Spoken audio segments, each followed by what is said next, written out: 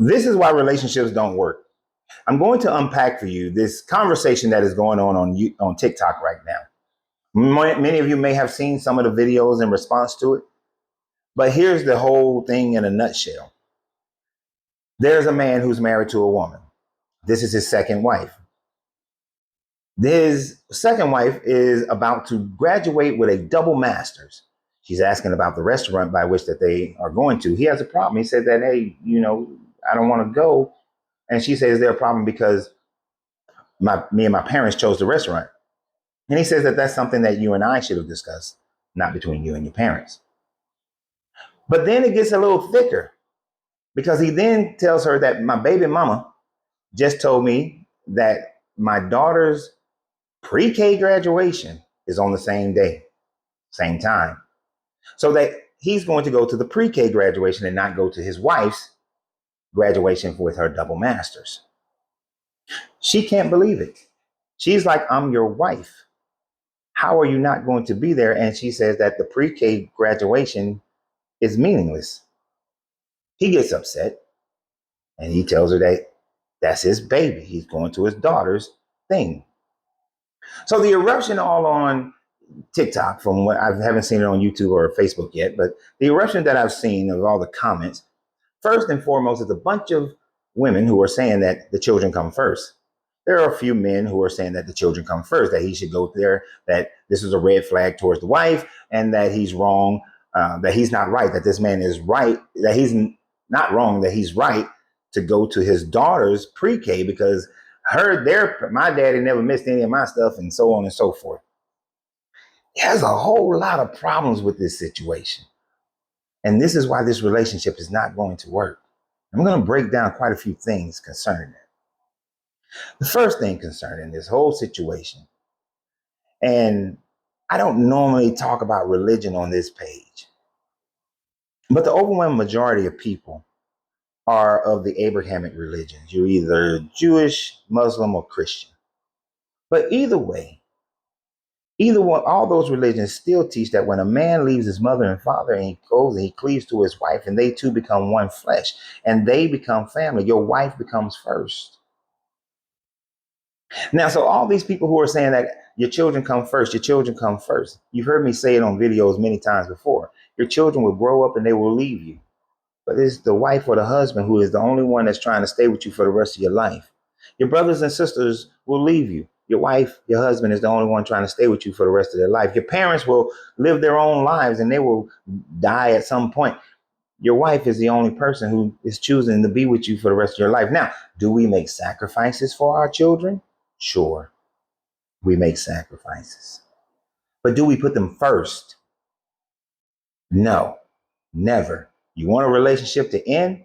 Put the children first. Let's see how long that lasts.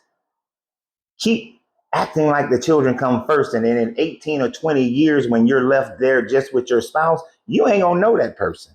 You're gonna have so much resentment built up. Sacrifice for the children, but they never come first. So putting the child's pre-K graduation before a double master's graduation of your wife. You know how hard it is to get a double master? How much time, how much energy you have to put into that?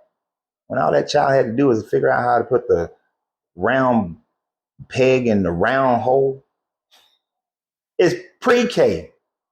And Life Touch has pulled, before y'all get on me about this, Life Touch has pulled a Hallmark maneuver on all of y'all.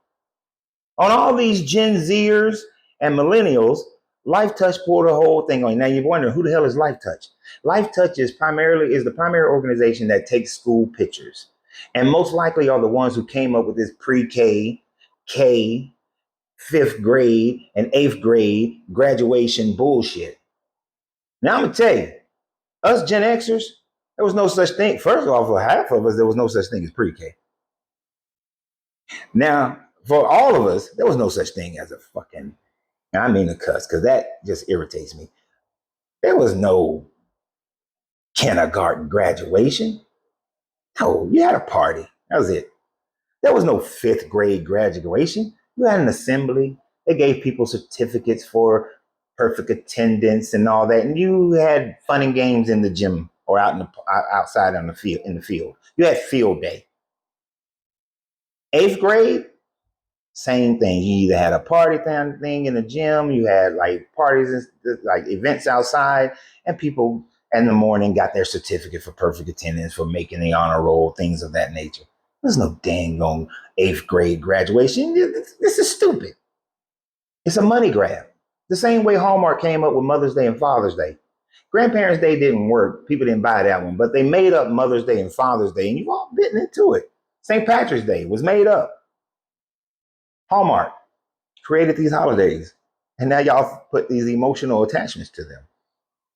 So this child graduating from pre-K, I asked my daughter, I called her before I made this video, and I said, Sydney, do you remember me being there for your pre-K graduation? She's like, nah, I don't even remember a pre-K graduation. We had one?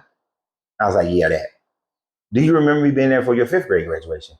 She was like, nah, I don't even really remember a 5th grade graduation. I remember we had field day and all that sort of thing. She don't even remember no graduation. 8th grade, she remembered her high school. She remembered 8th grade. And like me, she thought it was stupid. So all the emphasis that these people are putting on, gotta be there for that child in their pre-K, bullshit. Now, the other problem that I had, yes, the wife should have talked to the husband about the restaurant that they was going to. But that wasn't the real problem. He just utilized that as some kind of scapegoat, which demonstrates his punk personality that he has. And yes, I'm calling him a punk. He's a punk, he's a pab, a punk ass. That's what he is. And the reason why I call him that, because he's going to lose his wife over allowing the interference of his baby mama. I don't know if the baby mama is the ex-wife or not, but he's going to lose his double majored wife who accomplished this thing that they both put so much energy and time into, because he had to be a supportive structure in order for her to accomplish that.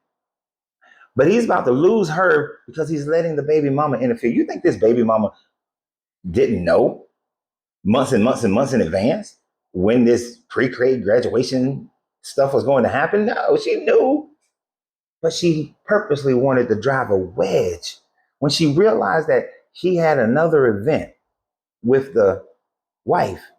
She purposely threw that in there to drive a wedge. And now this Pab is going to run off to this, creating this issue with his wife, when he should have been a man and said, you know what, baby, I'm going to that graduation, and then arrange with and then when he pick up his daughter for the weekend or the week or whatever their arrangement is, celebrate her pre-K graduation then. Celebrate her accomplishment of getting past pre-K. Because, oh my gosh, it's pre-K.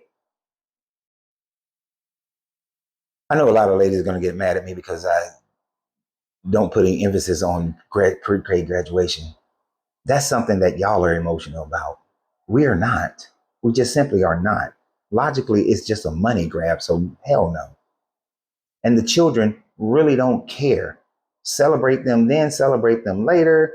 Yeah, and I understand it's important to be at certain events with kids, and it helps through their growth and their continued growth. But damn, you can't just give them everything because they're not number one. You need to teach them that they're not number one, because then they start to utilize that to try to break up your dang marriage in the first place. Because most kids want their parents to be together.